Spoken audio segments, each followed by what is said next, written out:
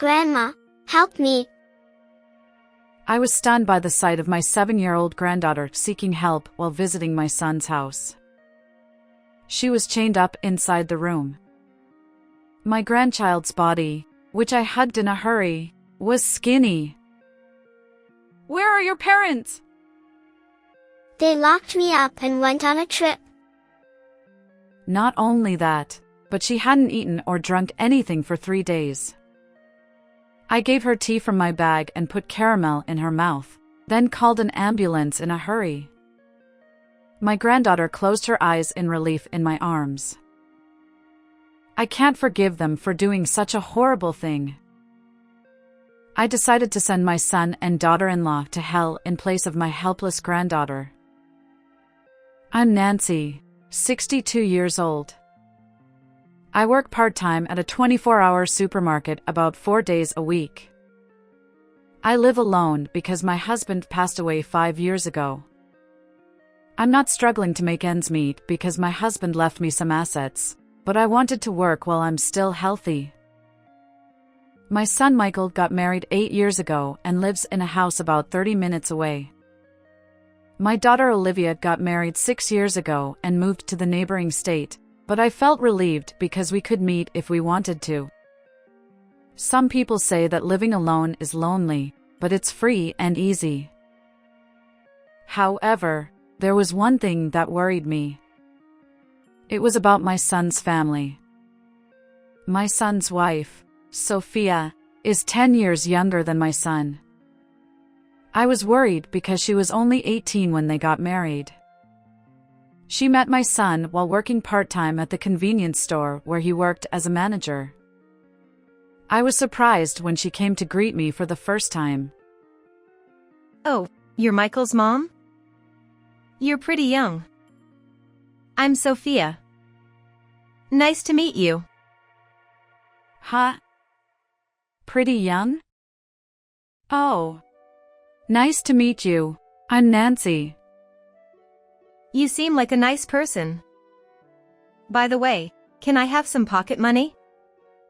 Can you ask to give me some, Michael? I felt uneasy seeing Sophia's flashy makeup and childish behavior. Not only that, but she couldn't speak politely and even begged for money. I couldn't stand watching my son fawn over his young girlfriend either. Hey! Mom, isn't Sophia cute? Treat her like your real daughter and give her some pocket money. I wanted to hit my son's head for his ridiculous comment, but I held back because Sophia was there. "I'm sorry. I don't have any cash on me right now." You're stingy. Sophia clicked her tongue and pouted like a child. To be honest, I wanted to oppose their marriage because of this situation, but I had to accept it because Sophia was already pregnant with Michael's child. I thought that even though Sophia was young, she would become a little more responsible once she became a mother, but my expectations were dashed. After getting married, my daughter-in-law started giving me various reasons such as severe morning sickness and feeling heavy to ask me to do things for her. Hey, Nancy. I'm feeling nauseous, so can you go shopping and make dinner? I want steak. You're feeling nauseous, but you want to eat meat? Huh? Oh, it's for Michael. I'll only eat a little. Oh, and if you could buy some ice cream, that would be great. I don't know what she thinks of me. I wanted to complain, but I didn't have any words to say to her ridiculous requests. In addition, Sophia asked me for some money because my son's income was low and they couldn't live a satisfactory life. I gave her about $350 every month. When I consulted with Michael, he said this. Yeah, that's right. The store's business has been bad lately, so my salary has decreased. I appreciate your monthly support. Thanks, Mom. In return, we'll take care of you in your old age. I didn't care about the old age talk, But it was true that my son and daughter-in-law were struggling financially, just as Sophia had said. It must be difficult for Sophia to work with her pregnant body. Although the $350 was my part-time job salary, I had no choice.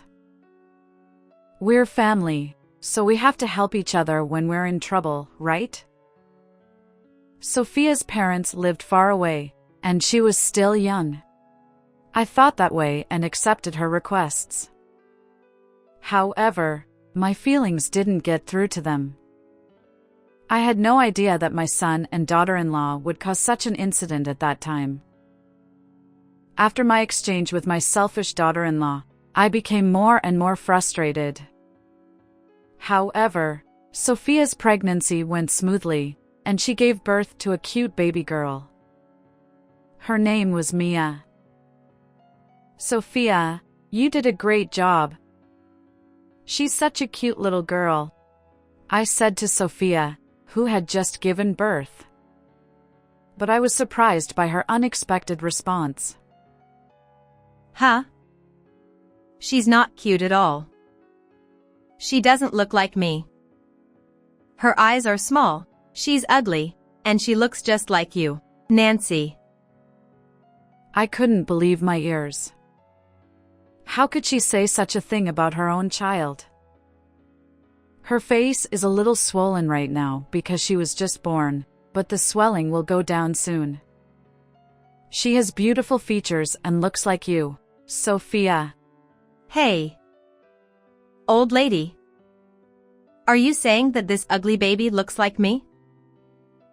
I was shocked when my daughter-in-law suddenly got angry. Then, my son started to agree with her. Yeah, she does look like Mom. I wish she looked more like beautiful Sophia. I was furious with their comments, but I could only hope that Sophia's emotions were unstable because she had just given birth and that she would eventually come to appreciate the baby's cuteness. Sophia continued to ask me to do things for her, perhaps because Mia was a handful. Meanwhile, my granddaughter grew up pure and healthy and began speaking at the age of 2. Grandma, I love you. I remember being so happy that I cried when she said that. Grandma loves Mia too. You're a precious little treasure. Mia was pure and obedient, so she seemed like an easy child to raise from my perspective. However, Sophia scolded the young Mia everything, giving in to her own emotions. Ugh, be quiet. Stop crying. Can't you hear the TV? Sophia, maybe Mia is crying because she wants to be comforted by her mom. Why don't you play with her? Humph. She's my child, so don't tell me what to do. You old hag. Sophia raised her voice and spat on me while turning up the volume on the TV. I was concerned about her lack of proper parenting, so I took care of my granddaughter at my son's house on my days off and after work. However, Sophia began to look at me with a nasty expression, and it became more and more obvious. When Mia turned 4 and became less of a handful, Sophia began to avoid me. One day, I visited my son's house with some delicious sweets as a souvenir and tried to feed them to Mia. However, no one answered the intercom, so I pressed the button several times. Suddenly, the door opened, and Sophia came out with a bright red face, furious. You're so annoying. Can't you tell that you're being avoided? Ha! Do you hate me coming here? It's because of you that Mia is closer to you than me. You're a nuisance. To my surprise, Michael was behind Sophia. He had also been avoiding me. Mom, stop bullying Sophia. Don't you feel sorry for her? Don't come here anymore. But what about Mia? We're here for her, so you don't need to worry. I was worried about my granddaughter. but I couldn't argue with her parents. I had no choice but to give up visiting my son's house. Michael, despite refusing my visits, made a brazen request. Hey, I'm short on living expenses. Can you keep sending me money every month? I thought that he wanted to use the money to buy delicious food and beautiful clothes for Mia. I thought it would be used for Mia's sake, even though I couldn't be with her, so I continued to send money. However, looking back now, I should have kept visiting my son's house no matter how much he disliked it. If I had done that, things wouldn't have turned out like this. When Mia turned 7, a terrible incident occurred. I sometimes had to go to work before 5 a.m., and when I passed by my son's house, the lights were on for 3 consecutive days, even though it was usually an unoccupied time. I became suspicious and visited my son's house the next day. When I opened the front door, an abnormal scene unfolded before me. Grandma, help me. Mia cried in tears. She was chained to a pillar in the living room. There was no heating in the room, and she was shivering from the cold. When I hugged her in a hurry, my granddaughter's body was skinny. She had lost a lot of weight since I last saw her. Her face was pale, and she had no color in her cheeks. "Where are your parents?" They locked me up and went on a trip. My granddaughter replied. Not only that, but she hadn't eaten or drunk anything for 3 days. I searched my bag in a hurry and gave her a bottle of tea to drink and put caramel in her mouth. Then I called an ambulance in a hurry. Mia closed her eyes in relief in my arms. I can't forgive them for doing such a horrible thing. I accompanied her to the hospital, but I couldn't get in touch with my son and daughter-in-law on my phone. My granddaughter's life was saved, but her nutritional status was quite poor, so she had to be hospitalized. I was worried, and then an even more terrible situation arose. After the hospital reported the incident to the police, I was questioned by a detective who accused me in a strong tone. Did you cause your granddaughter to suffer like this? I explained desperately. No, I lived separately and happened to find her. I was finally released 2 hours later. After that, I contacted my daughter Olivia, and she and her husband rushed over from the neighboring state by car. I entrusted my granddaughter, whose condition had stabilized, to my daughter and son-in-law and returned to my son's house by taxi. When I investigated, I found a travel schedule on my son's desk, and I learned that he would return home the next night. When I asked the neighbors around my son's house, I discovered some surprising facts. I went back to the hospital again, discussed with my daughter and her husband about future measures, and made a bold decision. The next evening, when my son and daughter-in-law returned home, I left the hospital where my granddaughter was being treated and visited my son's house. When my daughter-in-law opened the door, she frowned and crossed her arms. What are you doing here? I'm busy, so go home, she said rudely. Although I was almost broken by her impolite words, I couldn't back down now. I came to see Mia. Please let me see her. Sophia clicked her tongue. Ugh. She lied that Mia was with a friend. That's strange. Mia was supposed to be chained up here. You didn't even look for her when she disappeared? I showed them a photo of Mia when I found her. My son and daughter-in-law looked at each other with a darn it expression. Why did you treat your lovely daughter like this? Are you still parents? Mia was shivering from the cold and hadn't eaten anything. However, my son and daughter-in-law raised their voices and became defiant. It's Mia's fault. We're raising her with love, but she's rebellious. If we don't chain her up, she'll destroy everything in the house. We have no choice. Sophia lied to make Mia the bad guy. They showed no signs of remorse. You two went out and played together until late at night and left Mia alone. How can you say that? Sometimes I have to work late. Don't say weird things. I know everything. You two are becoming famous in the neighborhood. Huh? I went around asking the neighbors to find out about my son and daughter-in-law's situation. Since I visited frequently when Mia was young, I knew many people in the neighborhood. Everyone was worried about my granddaughter and told me what they knew. Mia was once alone in a nearby park until late at night, and it seems that the house was locked. In the middle of a freezing winter, a neighbor who couldn't bear to see her in tattered clothes let her into their house and took care of her. Every night, my son and daughter-in-law returned home late, and they were seen playing at casinos and bars. Everyone in the neighborhood is saying that we have to do something about Mia's situation.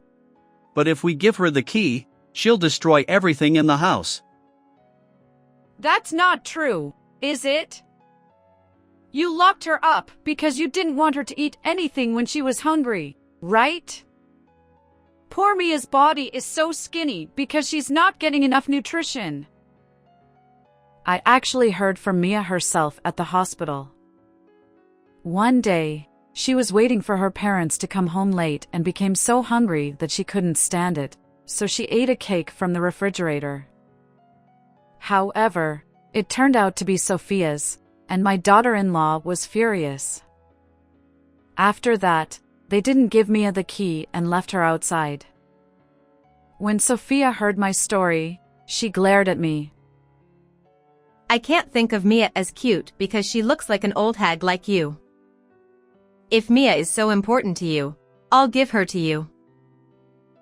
I was speechless at her ridiculous statement. Mia has been diagnosed with poor nutrition and is hospitalized. My support money wasn't for Mia, but for your own entertainment. Humph. Children's money belongs to their parents.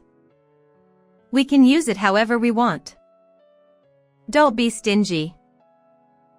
Leaving a child unattended without raising them properly is a crime. Besides, the police have already been notified.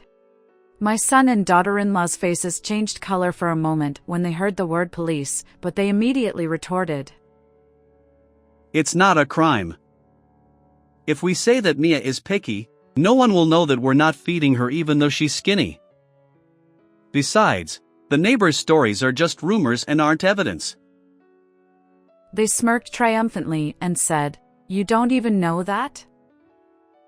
I recorded your statements just now. In addition, there is a person who testified more clearly than the photo of Mia chained up and the hospital diagnosis. Who? It was actually my granddaughter Mia who testified. I was almost arrested because I was suspected, but thanks to Mia, the misunderstanding was cleared up. It wasn't Grandma who caused me to suffer like this. It was Mom and Dad. It became clear that my son and daughter-in-law were at fault. My son and daughter-in-law lost their escape route and began to panic. Wait a minute. Hey, can you tell the police that it was you who chained her up? That way, we'll be saved. That's right. You're Michael's parent, aren't you? Parents are supposed to protect their children. Help us. I was disgusted by their selfishness. I don't want to hear that from you. Who treated your own child so badly? I'll stop being Michael's parent from today. What? Mom, won't you help me? Is it okay to do that and not see Mia? I won't give Mia to you. What?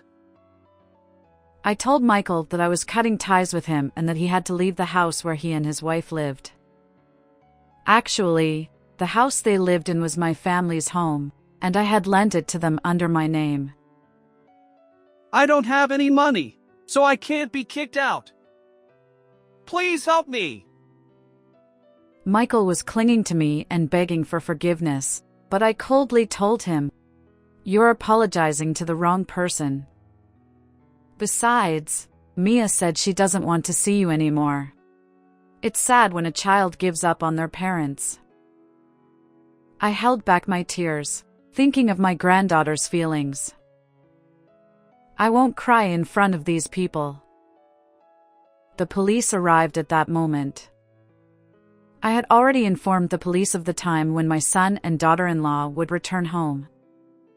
They were taken away while crying and screaming, and I watched them coldly. After the police investigation, they were found guilty of high malice. The rumors spread throughout the neighborhood and were widely reported on TV.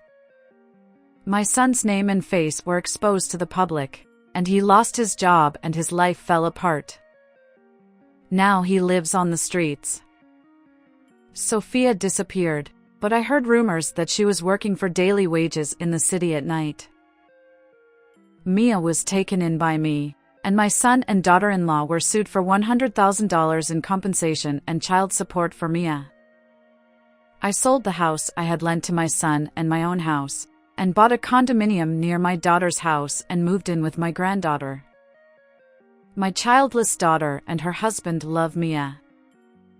I hope these peaceful and happy days will continue forever. How was this story? Please subscribe to the channel. See you in the next video.